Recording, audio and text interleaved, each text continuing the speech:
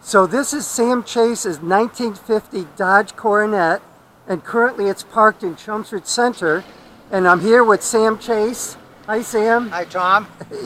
Good to see you. Good to see you, Sam. And Sam is going to tell us all about his Dodge Coronet, right, Sam? Oh, I hope so. Anything you want to say about this beautiful grill, Sam? It's a beautiful grill. Yeah. It's very, very hard to get something in this kind of shape on an older car. Usually they're full of pits and rust and stuff. This one isn't bad, and I think the reason for that is it's aluminum. It's aluminum. Okay, so it's not steel that's subject to rust and so forth. Wow, that's amazing. So, other ones that were steel, other chrome parts. Yeah. Nice. Well, like you can see here, the headlight trim. You can see the pits on there. Yes. This is what they call pot metal, which is cheap. It's a cheap steel. So that's not aluminum. No, that that's one. not But aluminum. the other one is. But the other grill is aluminum. Okay, and the side trim is aluminum, and you can see that's in that's held up great. Yeah, that's in pretty good shape. And there's your sign, which has a fluid drive on this car, right? Which is the model name of the car, and the fluid drive, which indicates that the car has a 3-speed standard shift transmission, but it has the fluid coupling instead of a flywheel, which allows you to leave the car in gear without having to step on the clutch. A fluid coupling. Yep. So now you can see this is a 4-door sedan. Okay, Yeah. you can see the 4 doors, and notice the window configuration. Yeah. You got the division here. These side windows pivot out, the wing windows, and you have the same thing in the back. Yeah, you don't see that too often anymore. No. They stopped that probably by the 60s. This was going. And you don't see for the back. This stopped in the early 70s. You don't see those anymore. I remember them though when I was young, Sam. Do you want to? I don't know if you can get. Yeah, let's take a look at the interior. If you get the inside, this is all original. Okay, nothing has original. Nothing has been replaced. It's been cleaned up. You can see the gear shift lever on the steering column. Oh yes. And you can see the clutch pedals. It's what they call a 3-pedal car, which means it's a standard transmission. Standard transmission. Yep. So you have the brake on the right, the clutch on the left, and then the accelerator on the far right. Right. Nice. And you got the chrome looks good, and the dash. Yeah, it's not bad. It's not bad for a car that's almost 60 years old. And yes. Again, nothing on the interior has been replaced. It's all original. And the big steering wheel, it looks like. It looks bigger than mine. 18-inch steering wheel. 18-inch. Yep. I'll have to see how big my steering wheel is. Probably somewhere between 13 and 14 inches are the modern wheels. Oh, I see. Yep. And that's 18. That's wow. 18. Yep. Are you comfortable driving an 18-inch? Well, and you need that size for leverage because, of course, there's no power steering on the car. Oh, okay. There's no power steering. Is it hard to steer, Sam?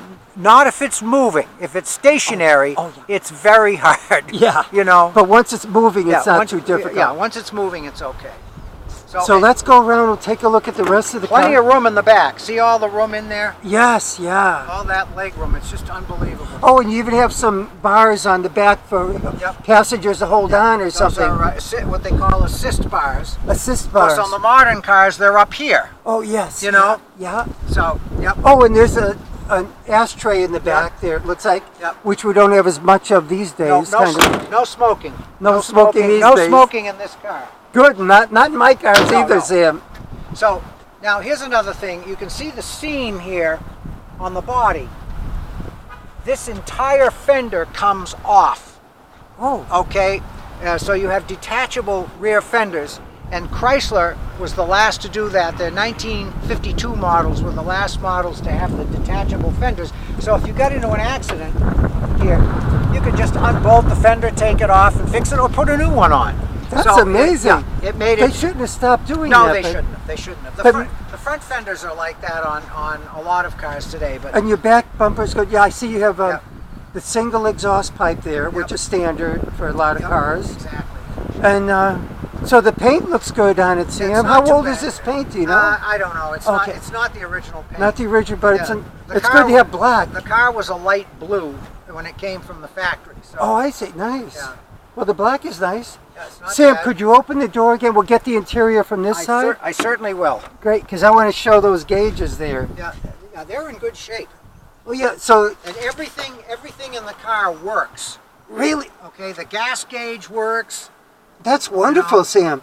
So there's a gas gauge there on the right with Up above, it's what, pressure, oil pressure? Yep. Oil pressure above there. There's the speedometer Yep. going up to 100. And I think, what do you have, 111,000 miles, Right. Sam, on this?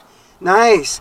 And then the left gauge is for the cold hot temperature, and below that the amps for the battery. The or ammeter, something? right. Nice. And here's the steering wheel. In the center, you got a nice crown there is of the Yeah, that's the Dodge logo. Dodge crest, logo. right. Nice. Now this car has a factory supplied directional, but the directional signals in 1950 were, believe it or not, optional equipment. You had to pay Wow. extra for this, but this one, and a lot of people added them on, but this one, as you can see, is built into the columns. So Which the is car, nice. Yeah, the Oh, car wow. came from the factory. It's with- amazing. A lot of cars back then didn't come with like none came with air conditioning like Oh, we have God, today. no. How about heating? Some maybe didn't come with heating, but I think they might have. What? The heater is optional, but this car has the heater. You can Is see that it right the there? controls are underneath. Right the dash. underneath there, yeah. This car has Nice. the heater, so.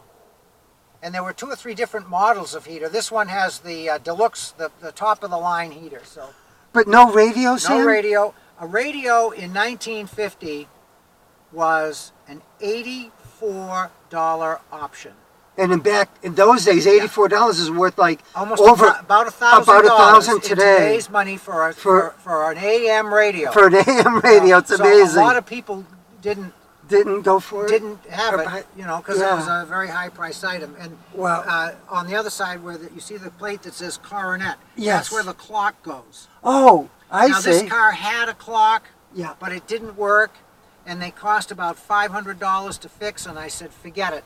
So I saw the clock delete plate on Oh. eBay. I got that from eBay. Really? And Oh, it's nice. In great shape. Yes. So Yeah. I got that. I took the clock out and I put the delete plate in there. I Nice. wasn't going to pay $500 to fix the clock. So Yeah. for about $5, I Oh, bought look this at that. digital clock up here. And it looks great up there, Sam. So that's the only thing in the car that's modernized. Yeah, really. that's great. Wow. Wow, well, very nice, Sam. Yeah. Well, thank you. And here's your roll-up windows, like some of my cars have. Yeah. Yep. All roll And, up windows. No power windows. But thank you. Well, now we'll get a final shot of the outside for now. Thank you, Sam, for showing us your Oh, you're welcome. 1950 Dodge Coronet. And that's my Mazda Miata in the background there.